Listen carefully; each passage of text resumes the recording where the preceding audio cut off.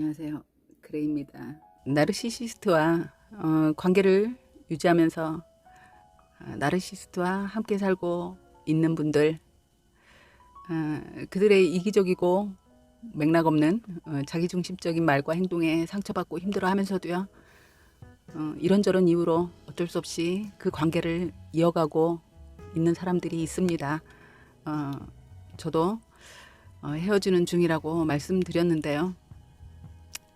상대가 배우자이거나 가족인 경우, 뭐 경제적인 이유로 혹은 자녀 문제로, 또 종교적인 문제로 이혼이나 헤어짐이 어려운 분들도 계시더라고요. 혹은 뭐 헤어졌을 때 잃게 될 경제적 손실, 주변의 인간관계, 사회적 관계의 상실, 이런 거에 대한 그 막막한 두려움이 분명히 있죠.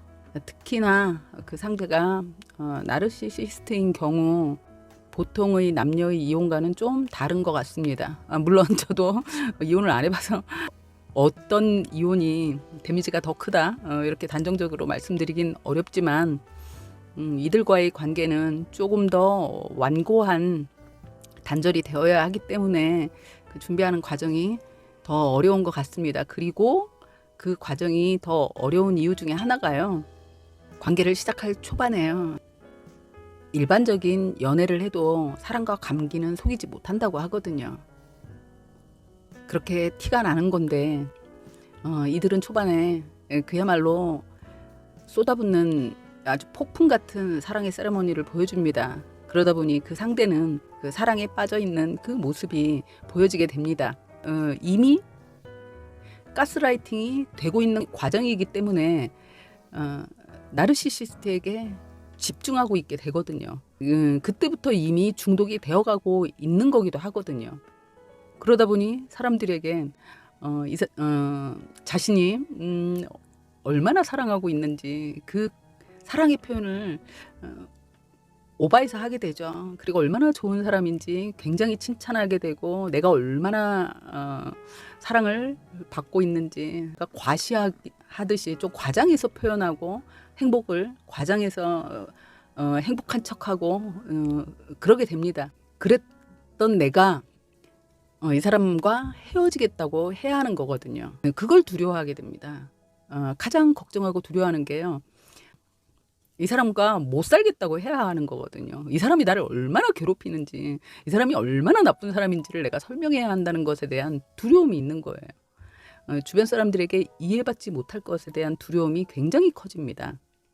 그리고 이 나르시시스트에 대한 일반적으로 이해가 부족한 사람들은요, 또 오해를 해요. 그래서 그 오해로 인해서 흔히 얘기하죠.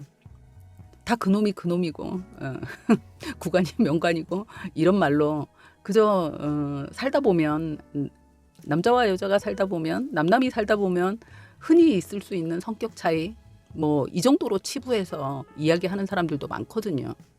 그러다 보면 이 피해자가 멀쩡한 가정을 파탄내고, 아이들에게서는 온전한 가정을 뺏고, 착실하고 착한 아내나 남편을 힘들게 하는, 오히려 피해자이면서 정신이 이상한 사람으로 매도당할 수 있는 그런 상황에 놓이게 되기도 하거든요.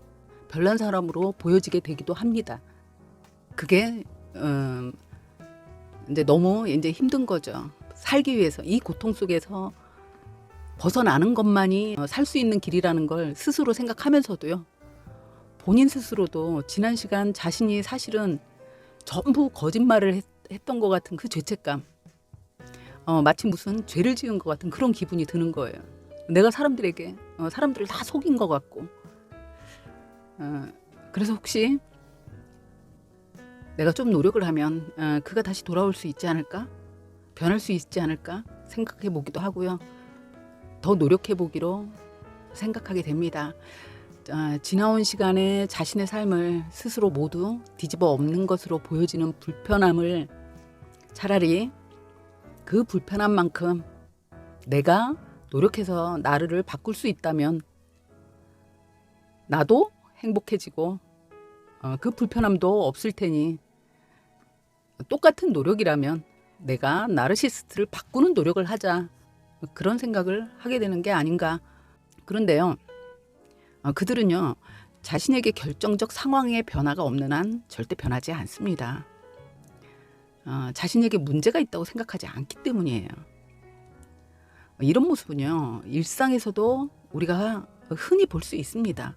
상대가 나르시시스트가 아니더라도요, 사람이 바뀌는 건 그렇게 어렵거든요. 여러분이 나르시시스트에게 강력하게 헤어짐을 요구하고 못되게 굴었을 때요, 달라진 모습을 보여줄 수는 있습니다. 그런데요, 다시 친밀하고 편안한 관계로 돌아갔을 때 나루도 다시 자신의 편안한 자기다운 모습으로 돌아가게 되어 있습니다. 여러분이 그의 곁에 머무는 동안은 결코 달라지지 않을 거예요. 여러분의 헛된 노력이 눈물이 되고 피눈물이 돼도요, 나르시스트는 나르는 알 바가 아니에요. 그걸 알면 그건 나르시스트가 아니지 않습니까? 아이가 태어나면 달라져요? 40이 넘으면 달라질까요? 학부형이 되면 달라질까요? 아니요, 그들은 달라지지 않습니다. 죽을 때까지 달라지지 않아요. 그리고요, 최소한 어떤 일이 있어도요, 당신에게는 절대 달라지지 않습니다. 그들과의 관계는, 그들은 당신과의 관계에 있어서는요, 갑과 을이고 주인이고 노예일 뿐입니다. 을이고 노예인 상대가요, 파업을 했을 때 얼르고 달래서 자신의 일상을 빨리 회복하기 위한 노력을 하겠지만요, 그래서 요구나 바람을 들어주기 위한 노력을 한 것뿐이에요.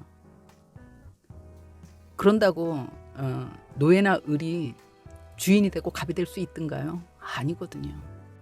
단지 여러분이 그 순간에 그 변화를, 나르의 변화를 내가 강하게 하면 변할 수 있지 않을까 하고 착각하는 것 뿐입니다.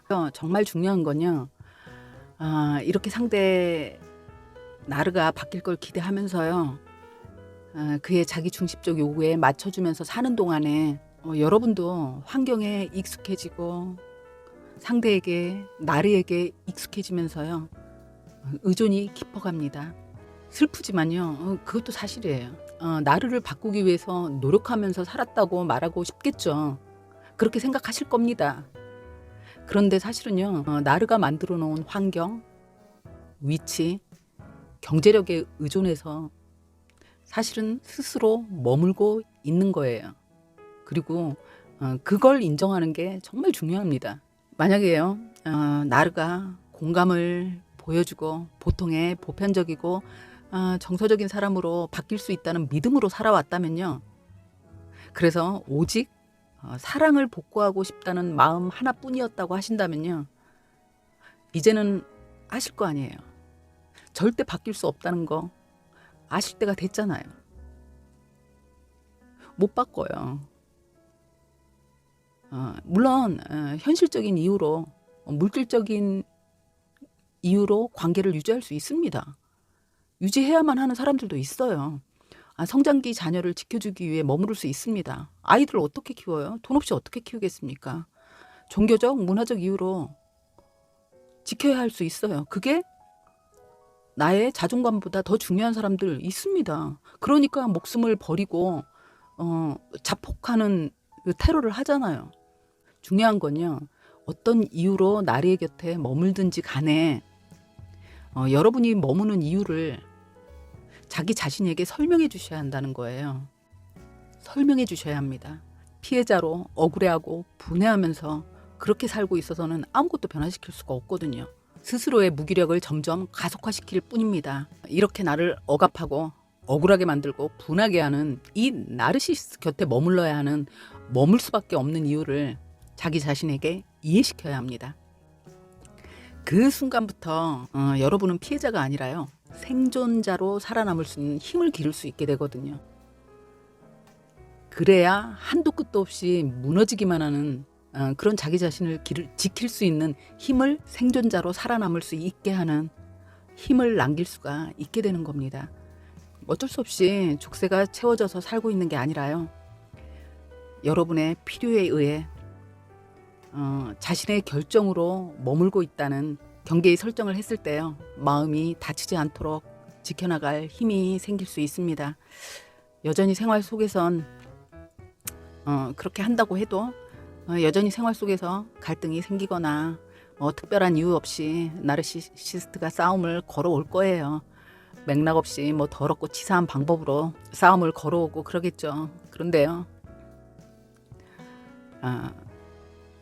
굳이 싸우지 마세요. 절대 이길 수 없습니다. 생존자로 살아남겠다고 마음을 먹고 나면요, 싸움도 안 하게 됩니다. 왜냐면요, 싸움도 관심이거든요. 관심도 에너지가 필요합니다. 이렇게 생존자가 되기로 마음을 먹고 나면 싸우는 것도 귀찮아요. 나에게 써야 하거든요. 피해자로 살지 생존자로 살지 어쩔 수 없이 나르시시스트와 함께 살고 계시다면 그 경계를 여러분 자신에게 이해시키는 것 꼭 하시기 바랍니다. 그리고 그 에너지를 생존에 쓰시기 바랍니다. 감사합니다.